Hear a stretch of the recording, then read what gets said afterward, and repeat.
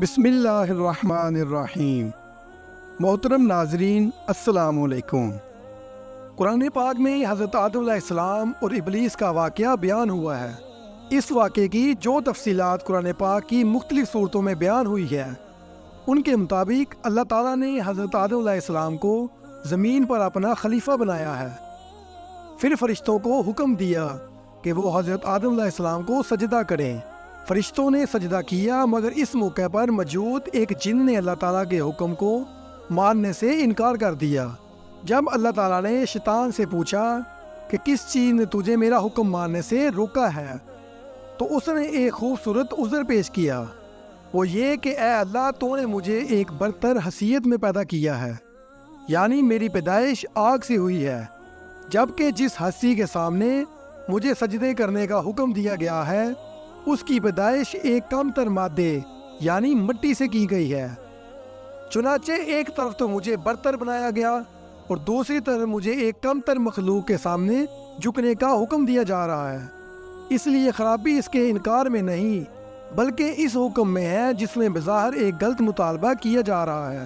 یہ شیطان کا مقدمہ تھا جو بظاہر بہت مضبوط اور مدلل تھا، مگر وہ کسی اور کے سامنے نہیں بلکہ اللہ تعالیٰ کے سامنے موجود تھا جو دلوں کے بے تک جانتا ہے۔ چنانچہ اللہ تعالیٰ نے اس کے دل کی اصل حالت کو بیان کر دیا کہ تو دراصل تکبر کا شکار ہو چکا ہے، اور اس تکبر نے تجھے اس طرح اندھا کیا ہے کہ تو میرے سامنے بغاوت کرنے پر تیار ہو گیا ہے، اس لیے اب تجھے اپنی درگاہ سے بے دخل کیا جاتا ہے۔ شیطان اس موقع پر بھی سرکشی سے باز نہ آیا۔ اس نے اپنی گمراہی کا الزام یہ کہہ کر اللہ تعالیٰ پر ڈال دیا کہ جس طرح تو نے مجھے ذلیل کیا ہے، میں بھی آدم اور ان کی اولاد کو گمراہ کروں گا۔ اس طرح یہ ثابت ہو جائے گا کہ وہ اس عزت کے مستحق نہ تھے جو انہیں دی جا رہی تھی، پس تو مجھے قیامت کے دن تک کی مہلت دے دے۔ اللہ تعالیٰ شیطان سے سخت ناراض تھے، اس لیے اللہ تعالیٰ نے اسے مہلت دے دی تاکہ اس کی بدی اس طرح واضح ہو جائے کہ خدا کی رحمت جیسی بلند صفت بھی اس کے کام نہ آ سکے۔ دوسری طرف حضرت آدم علیہ السلام کو یہ حکم دیا گیا کہ وہ اپنی بیوی کے ہمراہ ایک باغ میں قیام کریں، البتہ ایک خاص درخت سے دور رہیں، اور انہیں یہ بھی بتایا گیا کہ یہ ابلیس ان کا کھلا دشمن ہے، لہٰذا وہ اس کے دھوکہ میں نہ آئیں۔ حضرت آدم اور اماں حوا کچھ عرصہ تک اللہ کے حکم کے پابند رہے، مگر آہستہ آہستہ شیطان نے وسوسہ انگیزی شروع کر دی۔ اس نے ان دونوں کو قسم کھا کر یہ یقین دلا دیا کہ وہ اس درخت کا پھل کھا لیں تو انہیں ہر طرح سے فائدہ ہوگا۔ وہ دونوں اس کی باتوں میں آ گئے، کیونکہ ان کے خیال کے مطابق اللہ کے پاک نام کی کوئی جھوٹی قسم بھلا کیسے کھا سکتا ہے، اور وہ اس درخت کا پھل کھا بیٹھے، مگر اس کے نتیجے میں فوراً وہ اللہ تعالیٰ کی عطا کردہ نعمتوں سے محروم ہو گئے۔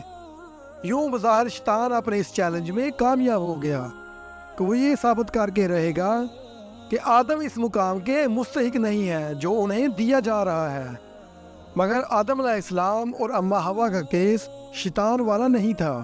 انہوں نے اس کا پہلا ثبوت یہ دیا کہ جیسے ہی انہیں احساس ہوا کہ وہ اللہ تعالیٰ کے حکم پر قائم نہیں رہ سکے تو دونوں نے رب کی بارگاہ میں معافی کی درخواست کی۔ اللہ تعالیٰ نے پوچھا کہ کیا میں نے تمہیں منع نہیں کیا تھا؟ یہ دوسرا موقع تھا کہ جب حضرت آدم علیہ السلام نے شیطان سے مختلف ہونے کا ثبوت دیا۔ انہوں نے شیطان کی طرح اپنے عمل کی کوئی تعویل کرنے کی کوشش نہیں کی، حالانکہ وہ دونوں یہ کہہ سکتے تھے کہ ہمیں شیطان نے دھوکہ دیا ہے، مگر انہوں نے کوئی عذر پیش نہ کیا اور یک طرفہ طور پر ساری غلطی قبول کر لی۔ چنانچہ اللہ تعالیٰ نے انہیں معاف کر دیا۔ آج بھی ابن آدم اور ابن شیطان میں ایک ہی بنیادی فرق ہے۔ آدم کے بیٹے اعتراف کی نفسیات میں جیتے ہیں، جبکہ شیطان کے پیروکار عذر کی نفسیات میں جیتے ہیں۔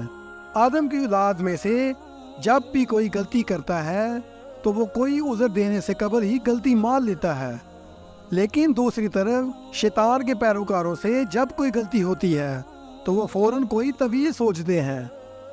اگر ان دو گروہوں کا رویہ اپنے پیش رو جیسا ہے تو ان کے ساتھ اللہ تعالیٰ کا رویہ بھی ویسا ہی ہے۔ ابن آدم کی ہر بھول اور ہر غلطی اس کے اعتراف اور توبہ پر معاف کر دی جاتی ہے، جبکہ شیطان کا رویہ اختیار کرنے والے انسانوں سے اللہ تعالیٰ سخت ناراض ہوتے ہیں۔ شیطان حضرت آدم علیہ السلام اور آدم کی اولاد کا کتنا بڑا دشمن ہے، اس کا ذکر اللہ پاک نے خود قرآن کریم میں فرمایا ہے۔ بے شک شیطان انسان کا کھلا دشمن ہے۔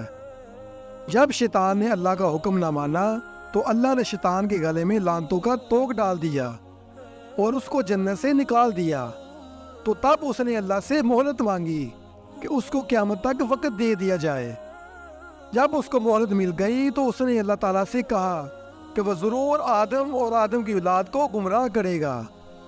اس کام کی شروعات اس نے حضرت آدم علیہ السلام سے کی، ان کو اس درخت کا پھل کھانے پر مجبور کیا جس کے بارے میں اللہ تعالیٰ نے منع کیا تھا۔ اس کی وجہ سے حضرت آدم علیہ السلام اور اماں حوا کو جنت سے نکال دیا گیا، اور جنت سے نکالنے کے بعد زمین پر بھیج دیا گیا۔ اس کے بعد بھی شیطان نے اپنا کام جاری رکھا اور حضرت آدم علیہ السلام کے بیٹوں کے دل میں وسوسے ڈالے، جس کی وجہ سے حابیل کا قتل قابیل کے ہاتھوں ہوا۔